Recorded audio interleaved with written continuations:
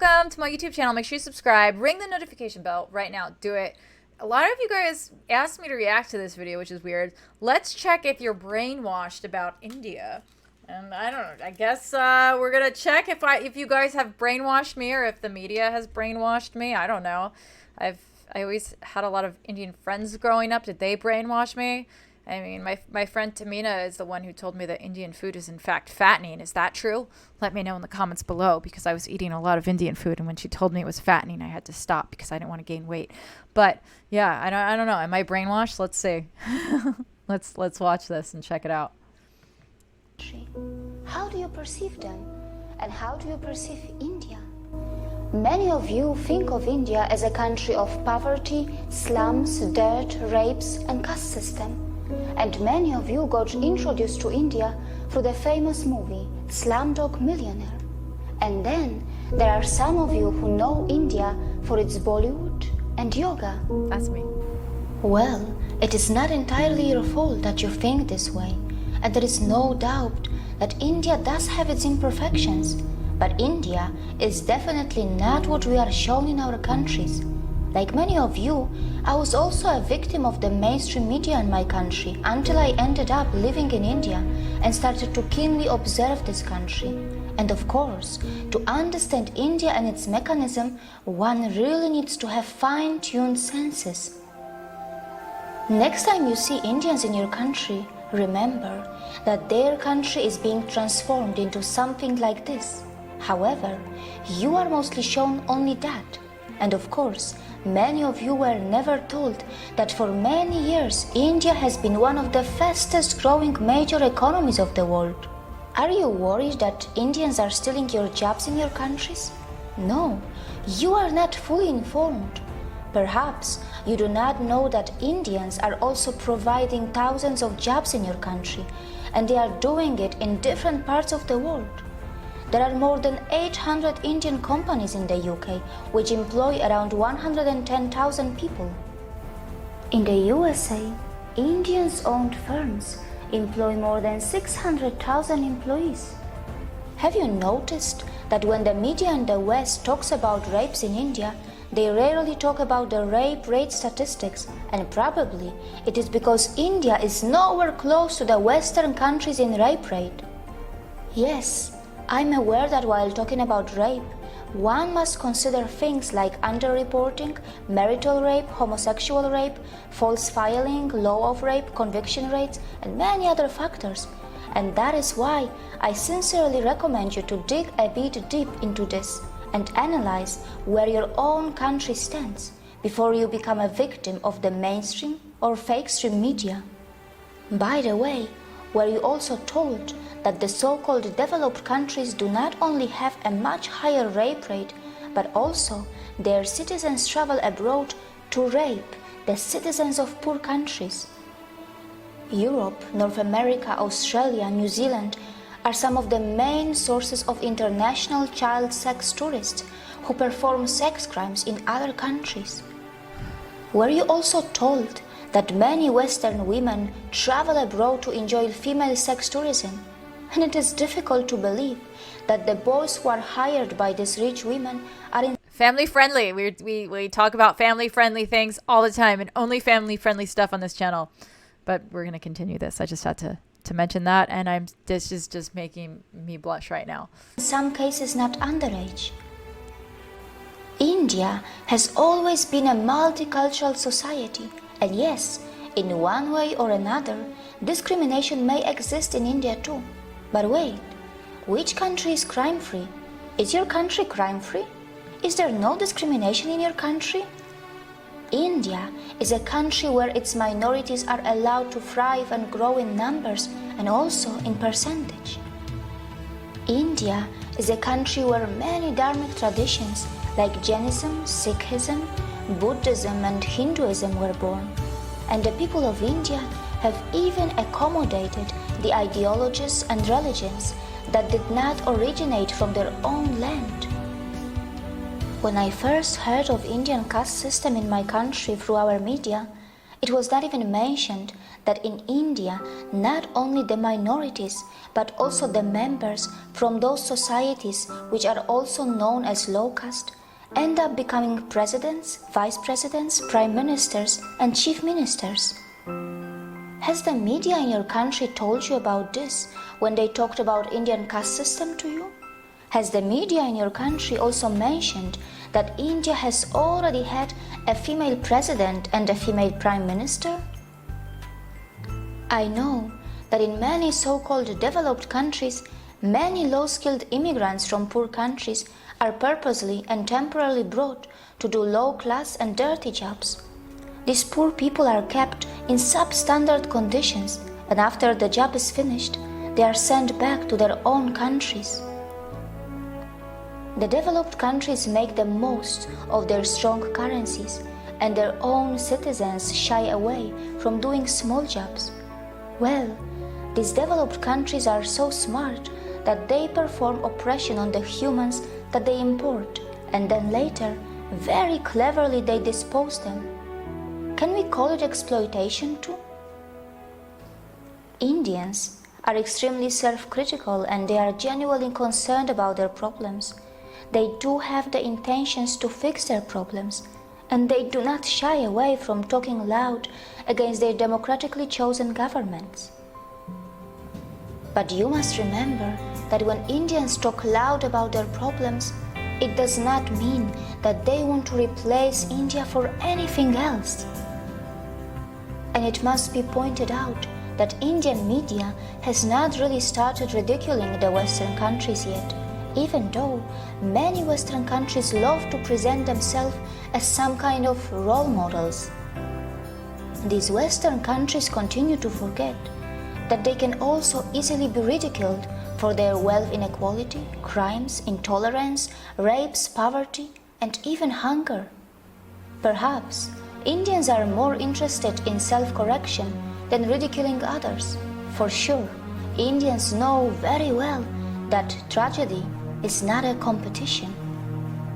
Indians are not only providing jobs around the world, they are even feeding many hungry and poor outside India by their philanthropic work through their temples and gurudwaras.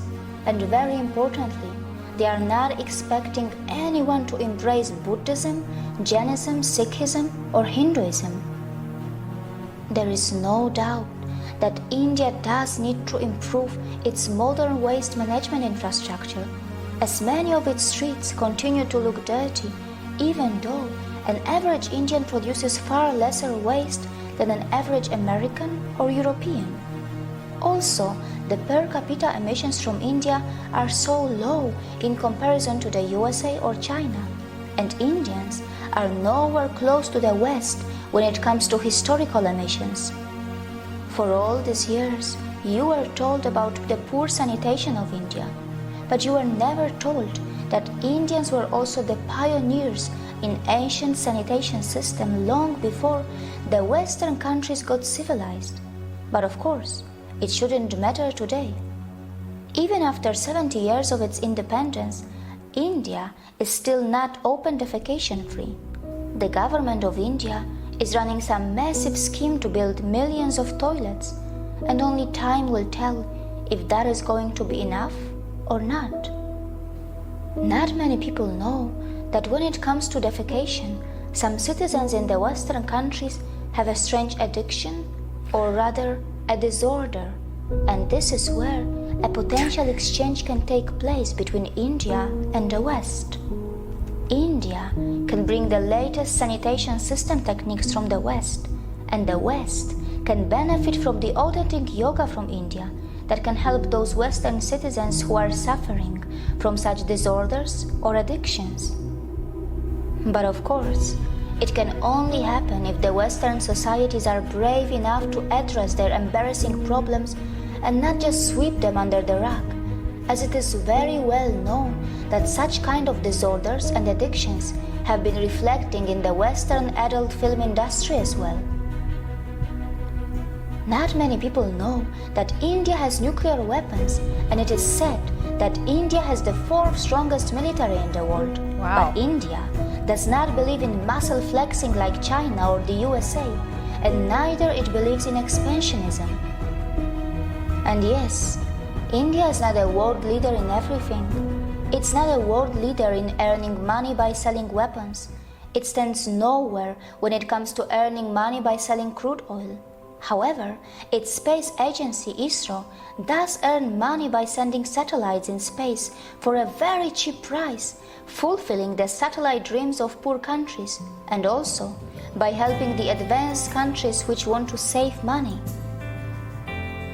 India is not a leader in the porn industry, and neither it is a top destination for sex tourism. Mostly, Indians are just very simple and kind-hearted people, and only some of them know that their land was the richest in the world for thousands of years, and it was gradually pushed into poverty as it was exploited, looted, and colonized by its invaders and colonizers. And these unfortunate victims who have just tasted their independence after centuries of oppression and atrocities are finally rebuilding their country in an extremely democratic environment that may slow down things a bit for them, but at least their system attempts to involve everyone in the rebuilding of their nation. The good news is that India's rise is unlikely to cause any country a demographic trouble, as India's dharmic institutions are not interested to convert you from your religions. Not just that, we are not really going to face any brown supremacy, even though Indians themselves come in all skin colors and features. It is also highly unlikely that Indians will hate you, even though many of you may have developed prejudices against them because of the mainstream media houses, which for some special reasons are overplaying and sensationalizing their problems. Indians are gentle, accommodating, compassionate, hospitable, and yes, they do not have a fake smile. Their smiles are still very real, and most importantly, they are forgiving. Look how they even welcome the people from the land of their ex-colonizers in their country, even today. Before you comment on India, remember that the countries which were never colonized will not easily understand what it means to suffer from a post-colonial identity crisis. India may have its imperfections, and in this process of rebuilding, it will make its share of mistakes, and it will learn from them. Perhaps we also need to learn how to build a relation with Indians on equal terms, with mutual respect, without feeling superior or inferior, while focusing a bit more on ourselves to address our own embarrassing problems. See you again. Wow. So cool. What a cool YouTube channel. This girl is awesome. Who is this woman? That you think It kind of feels like her voice is ASMR voice. She has that ASMR voice because she's just speaking very... Let's see what her channel is like. She made this video in 2017. And let's see. Wow. So she does every video. It's about India and Hindu students and Indian Muslims. Very cool channel. What a really cool video. I don't think I've been brainwashed about India because I have a lot of friends who are Indian, but I feel like a lot of people could be a lot of people don't understand. So I get why she made this video. Some of it, I don't like to talk about politics, guys. I get very, my face turns red when politics is happening because I just don't want to be a part of any conversations that might annoy people. So I'm sorry if that political part bothered you at all, but we are family friendly content for the whole family. So I just, I want to just make sure we state that again. And wow, it's really cool. I didn't know that India had a female president. That's probably the coolest fact that I found out, and a female prime minister. I thought that was really cool. And I just love what she said about Indians not having a fake smile. Is that true? Because I know, I don't know. I have some friends that are Indian that I definitely feel like they had a fake smile. So I feel like I have to see. There's a guy I dated in college, and he just, yeah. I don't know. I don't believe that. I don't know if I believe that one. But anyway, guys, I love you so much. Thank you for watching. Make sure you check out India in Details. It is an amazing YouTube channel, such a cool channel, and this was really fun. So I will see you tomorrow. Love you all. Bye.